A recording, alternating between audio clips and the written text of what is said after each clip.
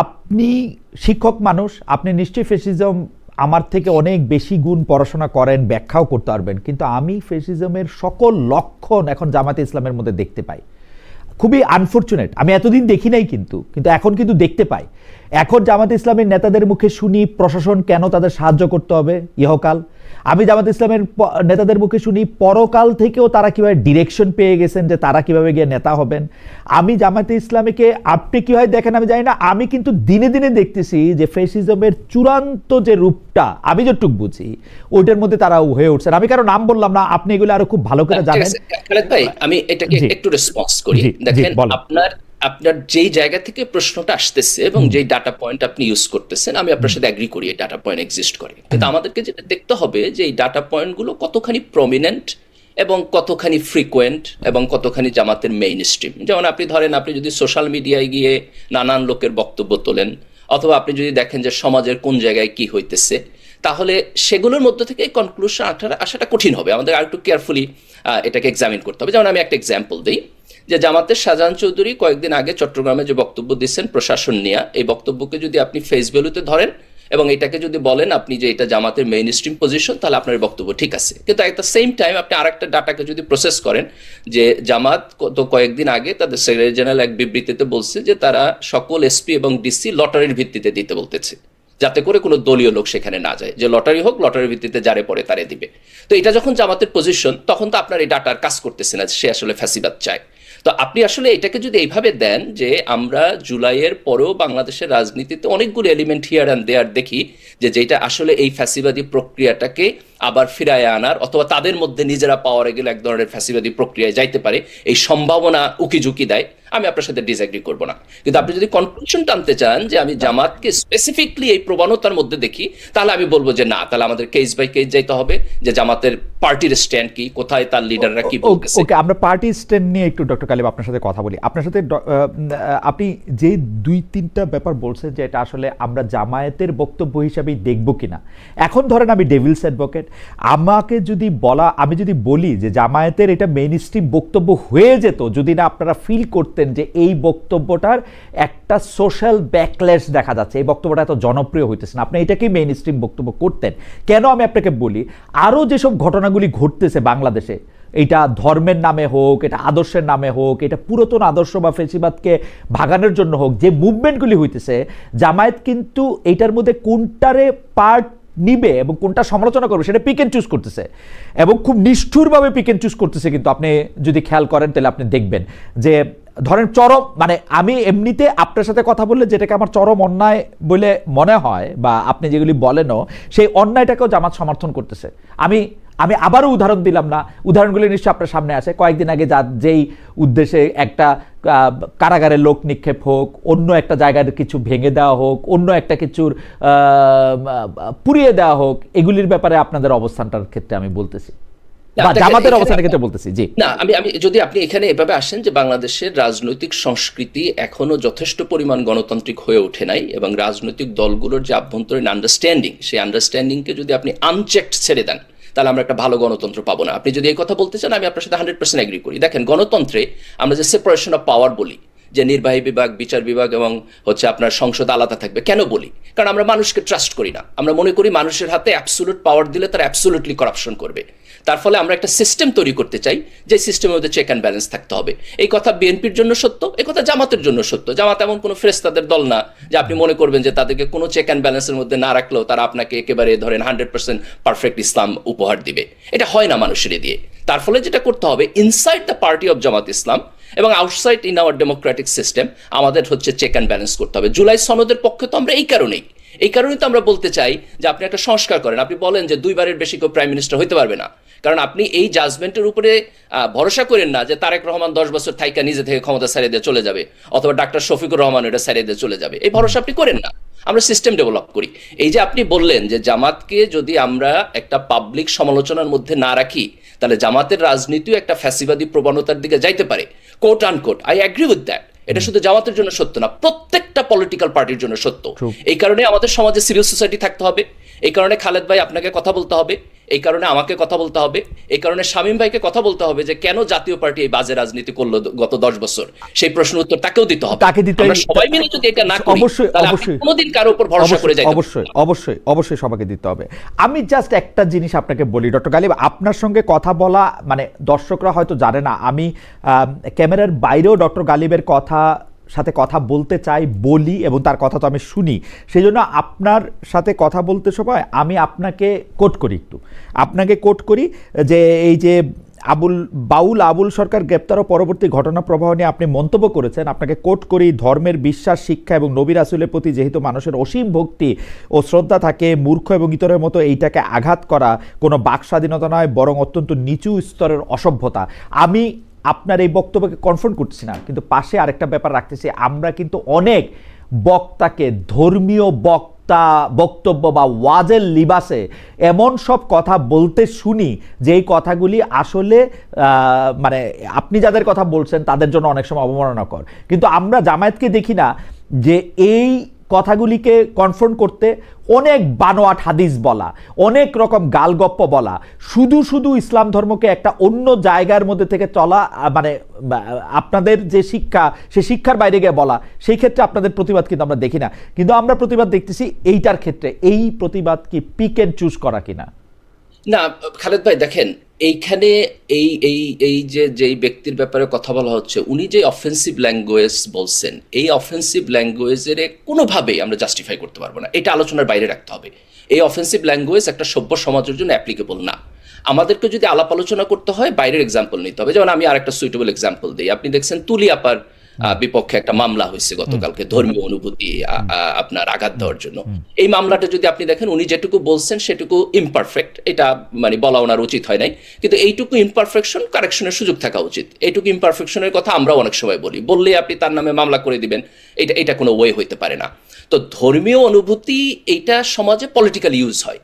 ধরেন জামাতের লোকদের নামেও কিন্তু ধর্মীয় অনুভূতির মামলা করছিল হাসিনা এবং তাদেরকে অ্যারেস্টও করছিল এই মামলায়। আজকে তুলি আপার বিপক্ষে যে মামলা হয়েছে এটাও পলিটিক্যাল। তো আমাদেরকে দুইটা জিনিসকে আলাদা করতে হবে। একটা হলো যে সমাজে ধর্মের ব্যাপারে রেকলেস হইয়া মানুষ উল্টাপাল্টা কথা বলবে, এটা সমাজে থাকা উচিত না, এখানে আমাদের একটা বাদ দিতে হবে। But at the same time আমাদের কেয়ারফুল থাকতে হবে যে আপনি হয়তো জানার জন্য বলছেন, বোঝার জন্য বলছেন, সেটাকেও আপনি ধর্মীয় অবমাননা হিসেবে পলিটিক্যালি তুলা ধরে আঙ্গুল তুলবেন, এটা ঠিক না। জামাতের দিক থেকে রিলিজিয়াস লোকদের যে কথাবার্তা, সেটার মধ্যে যদি অফেন্সিভ কিছু থাকে, এটা জামাতের যেমন কল আউট করা দরকার। আবার দেখেন জামাতের সাথে বাংলাদেশের অন্যান্য ধর্মীয় স্কুল অফ গ্রুপের কিছুটা কনফ্লিক্টের জায়গাও আছে, তো জামাতের জন্য এটা কঠিন। আমাদেরকে যেটা বলতে হবে যে আমাদের যারা আলেম ওলামা আছেন তাদের মধ্য থেকে এটা আসা উচিত আর কি। এটা শুধু জামাতে যে পলিটিক্যাল পার্টি হিসাবে না, বরং সামগ্রিকভাবে আলেম ওলামাদের মধ্য থেকে এটা আসা উচিত। আমি একটু আচ্ছা, এইটা নিয়ে আসলে কথা বলাও নানা কারণেই এটা নিয়ে হয়তো আমাদের কথা বলার দরকারও, আবার কথা বলার থেকে যেমন ডক্টর গালিব বলতেছেন যে এটাকে আলাপ আলোচনার বাইরে রাখাও একটু দরকার। আমি এটা মেনে নিলাম, আমি এরপরে আবার এই প্রসঙ্গের মধ্যে আসবো। শুধু আরেকটা জিনিস বোধহয় আমরা এখানে বলতে পারি, সেটা হলো যে দেখেন এই ব্যক্তির বক্তব্য অফেন্সিভ, বাংলাদেশের আইনে অপরাধ, ওনাকে অ্যারেস্ট করা হবে, সেটা ঠিক আছে, কিন্তু ওনার সাথে যারা আছে তাদের ব্যাপারে যদি আপনি অন্যরা আইন হাতে তুলে নেয় সেটাও এনার্কি।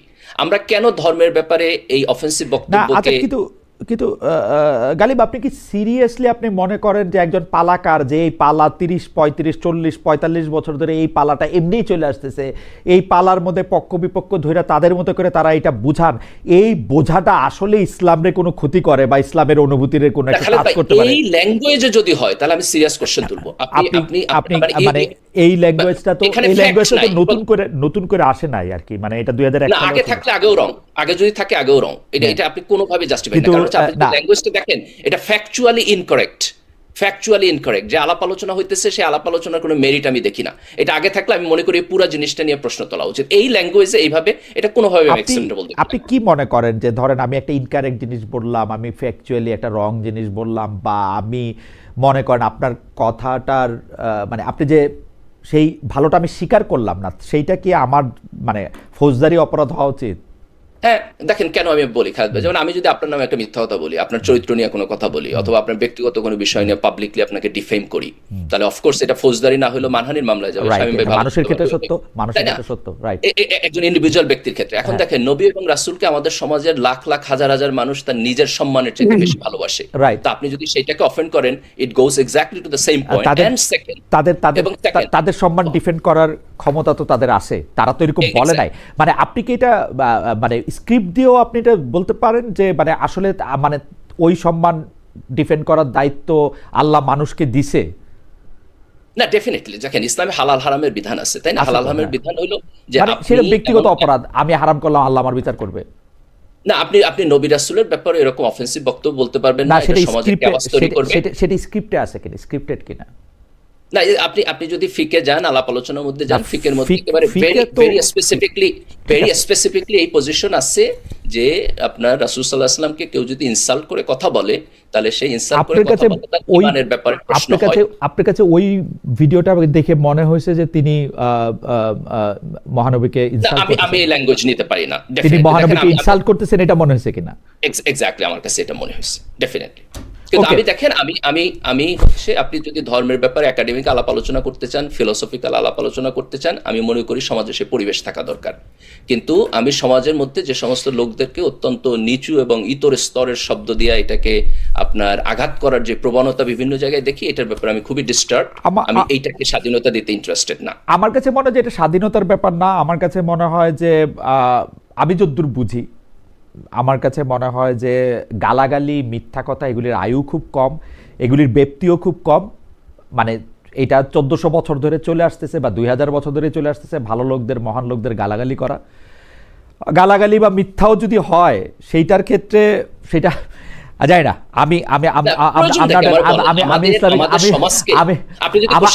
আমি যদি বলি যে 1400 বছর আগে বা 570 খ্রিস্টাব্দ থেকে শুরু হয়ে 610 নবুয়ত প্রাপ্তি থেকে শুরু হয়ে যত দিন গেছে, একদিনও হয়তো এরকম যায় নাই যে তাকে তার নিজের দলের লোকদের, নিজের গোষ্ঠীর লোকদেরও গালাগালি না শুনতে হয়েছে। বাট আমি জানি না, সেই জন্য আমি স্ক্রিপ্ট খোঁজ করতেছিলাম যে এইটার জন্য তার ফৌজদারি শাস্তি দেওয়ার দরকার আছে নাকি তাকে আসলে মানে আপনি যদি পানিশমেন্টের জায়গায় প্রশ্ন তুলতে চান যে ধরেন যে এটার পানিশমেন্ট প্রসিডিউরটা কি হবে, তাহলে এটা নিয়ে ধরেন আলেম ওলামাদের আলাপ আলোচনা করতে হবে। একজন যদি ধরেন যে ফার্স্ট টাইম অফেন্স যদি হয়, সে যদি সরি বলে, তার কারেকশনের সুযোগ থাকা উচিত, তাই না? সেন্টেন্সিং ইজ এ ডিফারেন্ট জিনিস। আপনি যদি গিলটি নন গিলটি বলেন, তাহলে আমি বলবো যে হি ইজ গিলটি। সেন্টেন্সিং নিয়ে যদি আলাপ করতে চান, তাহলে আমি বলবো দ্যাট উইল বি কমপ্লিটলি। এই গিলটিটা আপনিই বলতে চান?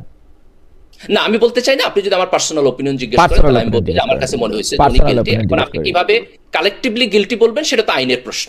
ওকে, আমাকে একজন বলছেন, আমি একটু যাচ্ছি ব্যারিস্টার পাটোয়ারির কাছে। ব্যারিস্টার পাটোয়ারির কাছে অনেকগুলি বিষয় নিয়ে আমাদের কথা আছে, আমরা ব্যারিস্টার পাটোয়ারির কাছে যাচ্ছি। একজন, উনার নাম মমিন 9894, মানে এটা হয়তো উনার নাম না, কিন্তু উনি অনেকগুলি মেসেজ পাঠিয়েছেন, দেখে আমি একটু পড়ে শোনাচ্ছি। খা মহিউদ্দিন, আপনার ইসলামের নলেজ খুব সীমিত, আপনি এই আলোচনা বেশি টানাটানি না করে যে বিষয়ে আপনার এক্সপার্টিজ আছে সেটা নিয়ে আলোচনা করেন। আমি খুবই দুঃখিত, আপনার কথা সত্য, আসলে আমার ইসলামের নলেজ সীমিত, কিন্তু আমার খুব বেশি নলেজ আসলে কোনো বিষয়ে নাই আপনাকে। সো আমি যাচ্ছি ব্যারিস্টার শামীম আদার পাটোয়ারির কাছে। ব্যারিস্টার শামীম আদার পাটোয়ারি, বিগত 35 বছরে কখনো জাতীয় পার্টির ভেতরে বিএনপি পন্থী, কখনো আওয়ামী পন্থী গোষ্ঠী, এই কারণে জাতীয় পার্টি বারবার ভাঙনের মুখে পড়েছে। কিন্তু বাইরে থেকে এটা মনে হলো জাতীয় পার্টির রাজনীতি, মানে কেউ কেউ বলছেন আসলে নিয়ন্ত্রণ করে ঢাকা ক্যান্টনমেন্ট এবং ভারত। যেমন আমরা যদি বলি জিএম কাদর ভারতপন্থী গোষ্ঠীকে নেতৃত্ব দিচ্ছেন, আমাদের বলতে হবে ব্যারিস্টার আনিসুল ইসলাম মাহমুদ বরাবরের মতো সামরিক গোয়েন্দা বলয়ে থেকে রাজনীতি করছেন। এ পর্যবেক্ষণের সাথে আপনি একমত হবেন কিনা? মানে কখনো ভারত, কখনো ক্যান্টনমেন্ট, আপনারা কখনো আর জনগণের কাছে যাবেন কিনা? না, অনেকগুলো। 91 সালে জাতীয় পার্টি 35টা আসন পেয়েছিল। 96 সালে 17% বাংলাদেশের মানুষ জাতীয় পার্টিকে ভোট দিয়েছিল। বিদেশি অনেকের সাথে অনেকের সম্পর্ক থাকে, কিন্তু ভোটের দিন এদেশের মানুষ যেটা করে সেটাই হয়, যদি সুষ্ঠু ভোট হয়। আর আপনারা যে বিষয়ে ডিসকাশন করছিলেন বাউলদের বিষয় নিয়ে, এটা আমাদের পেনাল কোডেই অপরাধ। যদি কেউ কোনো ধর্মকে, যে কোনো ধর্মকে আঘাত দিয়ে কোনো কথা বলে, এটা শাস্তিযোগ্য, পেনাল কোডের অপরাধ আছে। আপনি নুপুর শর্মার এক্সাম্পল দেখেন, ভারতে বিজেপির নেতা, বাগ্মী নেত্রী, অসম্ভব কথা বলতেন। উনি হঠাৎ করে মহানবী সভায় বাজে কমেন্ট করলেন, পুরো মিডল ইস্ট ভারতীয় পণ্য বাতিল করা শুরু করলো, সুপ্রিম কোর্ট ডেকে শাসিয়েছে। না আপনি ধর্মীয় অনুভূতি, ব্যারিস্টার পাটোয়ারি, আপনি ধর্মীয় অনুভূতিতে মানুষের আঘাত দিবেন, এটা কোনো অপরাধ হিসেবে বিবেচিত হবে না। যে যার মতো করে যার ধর্মকে গালাগালি করবে, সেইটা যে এটা করা হবে, এইটা কিন্তু আমি কখনোই এটা ভালো মনে করি না। আমার কাছে কথা হলো যে ওই কনটেক্সটটা তাই ছিল কিনা। আর দ্বিতীয়, আপনি যেহেতু প্রসঙ্গটা তুললেন, সেই জন্য আমি আপনাকে বলতে পারি, ধর্মীয় অনুভূতিতে আঘাত কি শুধু সংখ্যা গুরুদের ক্ষেত্রেই প্রযোজ্য বাংলাদেশে? আপনি আমি যেটা নিয়ে শঙ্কিত সেটা হচ্ছে রিয়াকশনটা। রামদা হাতে একজন বাউলকে মারতে মারতে পুকুরে ফেলে দেওয়া হলো, এইটা রিয়াকশন দরকার ছিল না। আপনি মামলা করতে পারেন, পুলিশ মামলা নিবে, অ্যারেস্ট করবে, দ্যাটস অল।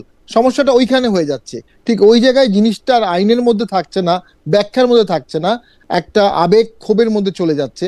গত 1-1.5 বছরে অনেকগুলো মাজার ভাঙা হয়েছে, অনেকগুলো লাশ পুড়িয়ে দেওয়া হয়েছে, 2-4টা বেশ কয়েকটা। এই ঘটনাগুলো খুব ইঙ্গিতবাহী এবং এটা জামাতকেও খুব সতর্কতার সাথে দেখতে হবে। কারণ জামাত যখন নেক্সট ইলেক্টেড গভর্নমেন্টে যে ফরম্যাটে থাকবে, এই দায়গুলো কিন্তু জামাতের উপর যাবে না। আপনি জামাতের উপর দায় দিচ্ছেন ব্যারিস্টার পাটোয়ারি, জামাতের উপর দায় দিচ্ছেন, কিন্তু আমার কিন্তু জামায়াতের রাজনীতি আমি পর্যবেক্ষণ করি। আর আপনি কি জাতীয় পার্টির দায় দেখেন না? জাতীয় পার্টি কিন্তু এই ধর্মটাকে যেভাবে ব্যবহার করেছেন, তার জাতীয় পার্টির জন্ম লগ্ন থেকে এই দায়টা নিয়েও যদি একটু আপনি আমাদের বলতেন, যেভাবে এরশাদ সাহেব মাজারগুলিতে গিয়েছেন, মসজিদে গিয়েছেন, মানে আপনি যদি সেইটাও একটু বলতেন তাহলে একটু সুবিধা হতো। আমি বলছি, এরশাদ স্যার শুক্রবার ছুটি ঘোষণা করেছে, ওটা এখনো আছে। এরশাদ স্যার রাষ্ট্রধর্ম ইসলাম করেছে, এটা কয়েকবার সংবিধান অ্যামেন্ডমেন্ট হয়েছে। রাষ্ট্রধর্ম এরশাদ করেছে একবার, পরে আওয়ামী লীগ 15 অ্যামেন্ডমেন্টে ওইটা আবার নিয়ে আসছে, ওটা বাতিল করে আবার নতুন ভাবে নিয়ে আসছে। আর এরশাদ স্যার লাঙ্গল বন্ধেও তো বিশাল একটা আশ্রম করেছিলেন, জন্মাষ্টমী ছুটির দিন করেছিলেন। উনি বৈত্যবাদে বিশ্বাস করতেন, জন্মাষ্টমী ছুটি এরশাদের করা। এবং মন্দির মসজিদ সবগুলোর বিদ্যুৎ বিল, কারেন্ট বিল, পানির বিল এগুলো বন্ধ করে দিয়েছে, মসজিদ মন্দির গির্জা সবকিছুর। যা ধর্ম খুব ক্রিটিক্যাল ইস্যু। এবং আমি কেন জামাতের কথা বলছি, কারণ তারা at the moment apparently largest দল যারা ইসলামিক।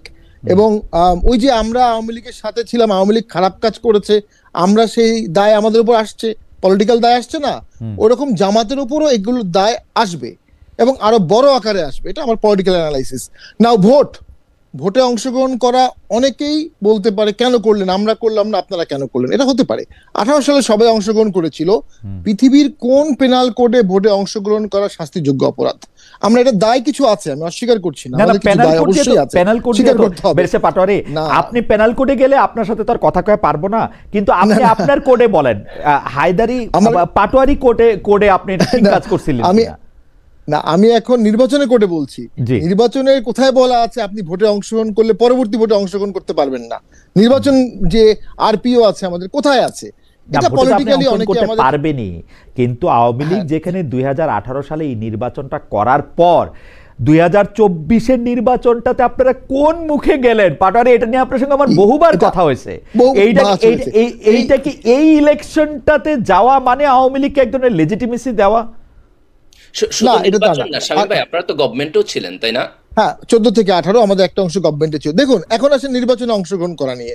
86 ভোটে বিএনপি বয়কট করলো, ভোটে গেলেন শেখ হাসিনা আর গেলেন জামাত ইসলামী। 86-তে সে ভোটটা বিএনপির চোখে ন্যাক্কারজনক ভোট। আর 194 দিন কেয়ারটেকার গভর্নমেন্টের জন্য আন্দোলন করলো, জামাত করেছে, জামাতের আইডিয়া কেয়ারটেকার গভর্নমেন্ট, ভালো আইডিয়া, সেটা আওয়ামী লীগ অ্যাডপ্ট করেছে। জাতীয় পার্টি 194 দিন আন্দোলনের পরে 15ই ফেব্রুয়ারি একটা সম্পূর্ণ বাকওয়াস ইলেকশন করলো বিএনপি, করে আবার একটা অ্যামেন্ডমেন্ট করে সংসদ ভেঙে দিল। তা খারাপ ইলেকশন কে করে নাই?